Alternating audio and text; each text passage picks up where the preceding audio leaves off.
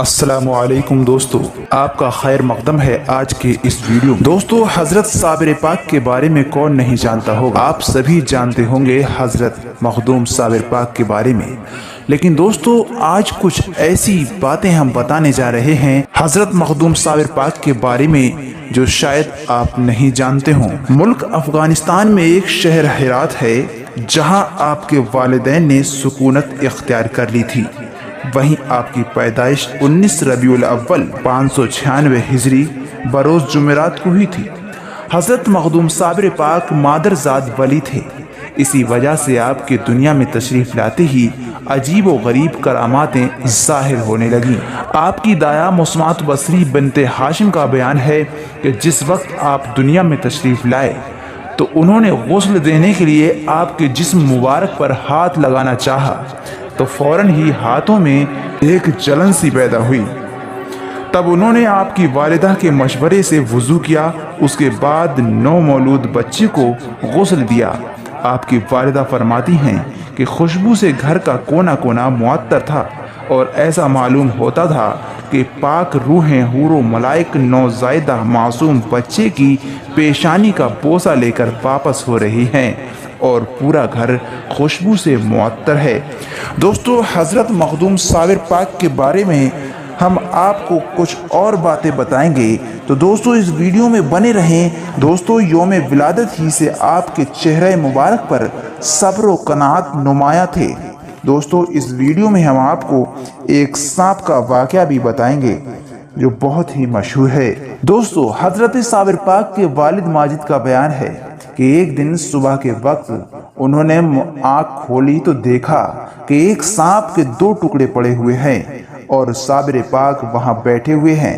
حضرت صابر پاک فرماتے ہیں کہ آج سے کوئی سانپ میرے خاندان کے کسی بھی آدمی کو نہیں کاٹے گا۔ میں نے سانپوں کے بادشاہ کو مار ڈالا ہے اور سب سانپوں نے وعدہ لیا ہے کہ وہ میرے خاندان کے کسی بھی فرد کو ہرگز نہیں کاٹے گا۔ روایت ہے کہ ایک دن گھر میں فاقہ تھا، آپ نے والدہ سے کہا کہ بھوک لگی ہے، کچھ کھانے کو دیجیے۔ ماں نے بیٹے کو تسلی کے لیے پانی سے بھری ایک دیگچی چولہے پر رکھ کر نیچے آگ سلگا دی اور بیٹے سے کہا تھوڑی دیر انتظار کرو، کھانا پک رہا ہے۔ جب بہت دیر ہو گئی کھانا نہیں ملا تو والدہ صاحبہ سے عرض کیا کہ بہت بھوک لگی ہے۔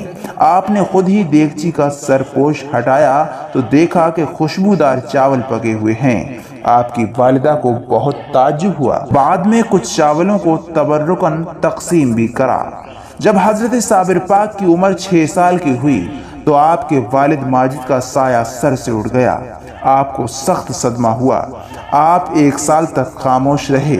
والد ماجد کے انتقال کے بعد آپ کی والدہ کی زندگی نہایت ہی غربت میں بسر ہونے لگی، مگر وہ اپنی غربت کا اظہار کسی سے نہیں فرماتی تھیں۔ چوتھے پانچویں روز کچھ نان جو میسر آ جاتا تھا آپ نوش فرما لیتی تھیں۔ دوستو، حضرت صابر پاک کافی ذہین تھے۔ آپ نے اپنے والد کی زندگی میں ہی ابتدائی تعلیم شروع کر دی تھی۔ پھر آپ کے والد کے بعد آپ کی والدہ نے حضرت گرگانی سے آپ کو حضرت بابا فرید الدین گنج شکر کے پاس ظاہری و باطنی تعلیم کے لیے بھیجنے کا ارادہ ظاہر کیا۔ حضرت گرگانی اس بات سے بہت خوش ہوئے اور فوراً اجازت دے دی کہ اپنے بھائی حضرت بابا فرید کے پاس لے جائیے۔ اس کے بعد آپ کی والدہ آپ کو لے کر 601 ہجری میں پاک پٹن میں پہنچی۔ آپ کی والدہ نے اپنے بھائی فرید سے ساری سرگزشتہ بیان فرمائی اور عرض کیا کہ آپ اس یتیم بچے کو اپنی غلامی میں لے لیجئے۔ اس پر بابا فرید نے فرمایا بہن میں تمہارا احسان مند ہوں، میں خود ہی اس کا منتظر تھا۔ یہ طفل زمرہ اولیاء اللہ میں یکتا اور بے مثال ہوگا۔ آپ بھی 3 سال تک یہیں قیام کرنا۔ آپ کی والدہ اپنے بھائی کے مکان پر 3 سال تک رہیں، اس کے بعد واپس ہرات چلی گئیں۔ چلتے وقت اپنے بھائی سے فرما گئیں کہ میرا بچہ بہت زیادہ کم سخن ہے اور کھانے پینے کی طرف سے نہایت غافل اور لاپرواہ ہے، آپ خود اس کے کھانے کا خیال رکھنا۔ یہ بچہ روزے بہت رکھتا ہے، شرم و حیا کا پتلا ہے اور بہت ہی زیادہ غیرت مند ہے۔ हजरत बाबा फरीद ने हजरत मखदूम पाक को उनकी वालिदा के रूबरू बुलाकर हुक्म दिया कि सुबह से तुम लंगर का इंतजाम और खाना तकसीम किया करो। ये हुक्म सुनकर साबिर पाक की वालिदा बहुत खुश हुई। हजरत बाबा फरीद गंज शकर के हुक्म के मुताबिक आपने बखुशी खिदमत तकसीम लंगर कबूल किया। इस वक्त आपकी उम्र शरीफ 11 साल की थी।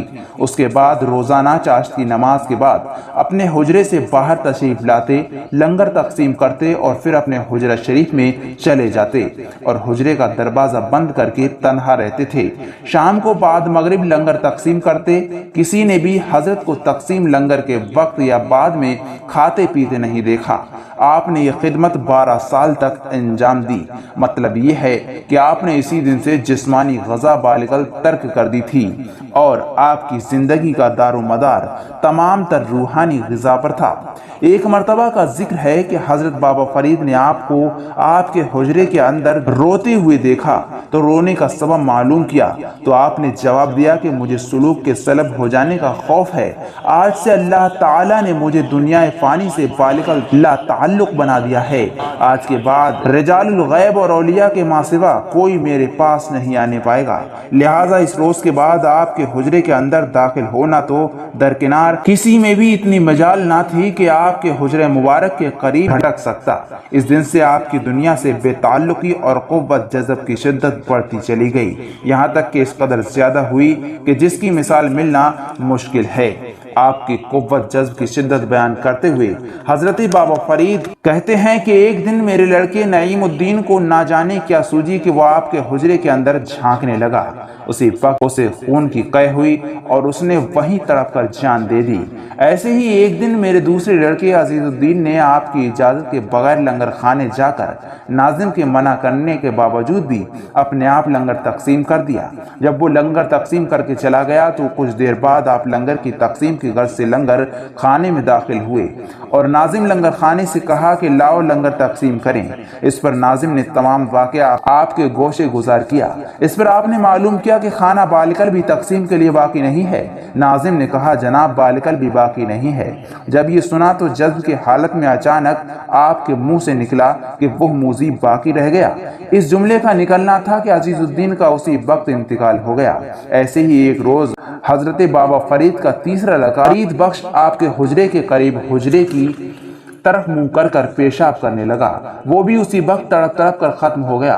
हजरत बाबा की इस तहरीर से आप बखूबी अंदाजा कर सकते हैं कि आपके जज्ब की हालत किस कदर शदीद थी कि जिस पर कोई गैर नहीं बल्कि अपने 3 मामूजादे एक के बाद दीगरे जहाँ बहक हो गया। और इसी के साथ साथ उसका भी अंदाजा कीजिए कि किस कदर काबिल कदर थी हजरत बाबा फरीदुद्दीन की कुव्वत बर्दाश्त कि एक के बाद दीगरे 3 साजिजादे मौत की गोद में सो गए मगर आपकी पेशानी पर बल तक नहीं आया। आइए दोस्तों जान लेते हैं हजरत मखदूम साबिर का लक़ब साबिर कैसे पड़ा। कहा जाता है कि जब आपकी वालिदा माजिदा को इन दर्दनाक वाक़यात की इत्तला की मिली तो फौरन पाक पटन तशरीफ ले आई। 3 भतीजों की मौत का उनके दिल पर बहुत असर हुआ। जब आपकी वालिदा माजिदा ने आपको बहुत ज्यादा कमजोर और लागर पाया तो उसका सबब मालूम किया तो उन्हें पता चला कि आप बालिकल भी कुछ नहीं खाते तो उन्हें बहुत अफसोस हुआ। आपने फौरन अपने भाई बाबा फरीद गंज शकर से दरियाफ्त फरमाया कि आपने हमारे बच्चे को खाने को नहीं दिया। इस पर हजरत बाबा फरीद ने जवाब दिया कि मैंने आपके बच्चे को पूरे लंगर का मालिक बनाया है, आप बुलाकर दरियाफ्त कर लें। जब मखदूम अली अहमद साबिर को बुलाकर पूछा गया तो आपने फरमाया कि मामू जान आपने मुझे लंगर तकसीम करने को कहा था ना कि खाने को, आखिर मैं किस तरह से खा सकता था। इस पर बाबा फरीद को सख्त हैरानी हुई। आपने भांजे की पेशानी को बोसा दिया और बहन की तरफ मुखातिब होकर कहा ये बच्चा साबिर कहलाने के लिए पैदा हुआ है। आज से ये मखदूम अलाउद्दीन अली अहमद साबिर है। इसी दिन से आप साबिर पाक से मशहूर हुए थे। दोस्तों जान लेते हैं आपका निकाह मुबारक कैसे हुआ और बाद में क्या हुआ, पूरी जानकारी जानिए। कुछ दिनों के बाद आपकी वालिदा ने अपने भाई फरीद से दरियाख्वास्त की थी कि मेरे साबिर बालिग हो गए हैं, इसलिए मैं चाहती हूँ कि आप अपनी बड़ी लड़की खदीजा बेगम उर्फ शरीफा की शादी साबिर से कर दीजिए। इस पर आपके भाई ने फरमाया कि मखदूम अली अहमद साबिर इस लायक नहीं है कि उनकी शादी की जाए क्योंकि उन पर जज्बा इस्तगराक हर वक्त तारी रहता है और اور دنیائی سلوک سے بہت دور ہیں۔ بہن کو اپنے بھائی کی الفاظ سن کر بہت افسوس ہوا۔ آپ فرمانے لگیں کہ میرا صابر یتیم ہے اور میں غریب ہوں اور لاچار ہوں، اس وجہ سے آپ انکار کر رہے ہیں۔ بہن کے ان کلمات نے دل پر اثر کیا اور آپ نے دختر کا نکاح صابر پاک سے کر دیا۔ کہا جاتا ہے کہ نکاح کے بعد رات ہوئی۔ زمانے کے دستور کے مطابق آپ کی دلہن کو آپ کے حجرے میں پہنچایا گیا۔ جس وقت بی بی خدیجہ آپ کے حجرے میں داخل ہوئیں، اس وقت آپ نفل نماز پڑھنے میں مصروف تھے۔ جب تک آپ نماز پڑھنے میں مشغول رہے، وہ آپ کی خدمت میں دست بستہ کھڑی رہیں۔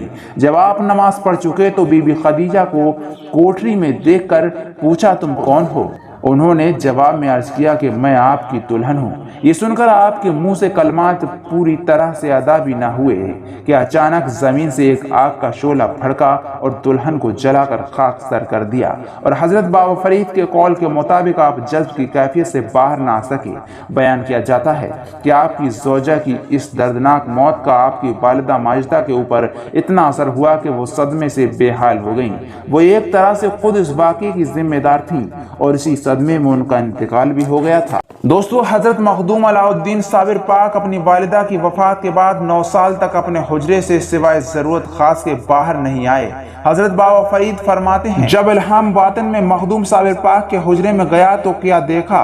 استغراق محویت آپ پر طاری ہے۔ میں نے 7 مرتبہ کلمہ طیب پڑھا تو حضرت صابر پاک کی طبیعت مراقبہ فنا سے بقا کی طرف متوجہ ہوئی۔ آپ نے آنکھیں کھول دی، آداب بجا لائے۔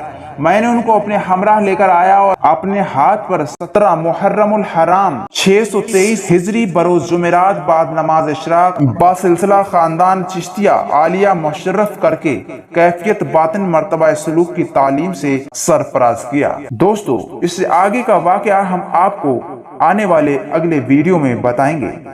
تو دوستو، آپ بنے رہیں ہمارے ساتھ اور اگلے ویڈیو کو پانے کے لیے چینل کو سبسکرائب ضرور کر لیں، جس سے کہ آنے والا ویڈیو نوٹیفیکیشن کے ذریعے آپ تک سب سے پہلے آسانی سے پہنچ جائے۔ دوستو، آنے والے ویڈیو میں ہم آپ کو بتائیں گے کہ حضرت صابر پاک کو کلیر شریف جانے سے پہلے دلی جانے کی وصیت کی گئی تھی بابا فرید گنج شکر رحمۃ اللہ علیہ کی طرف سے۔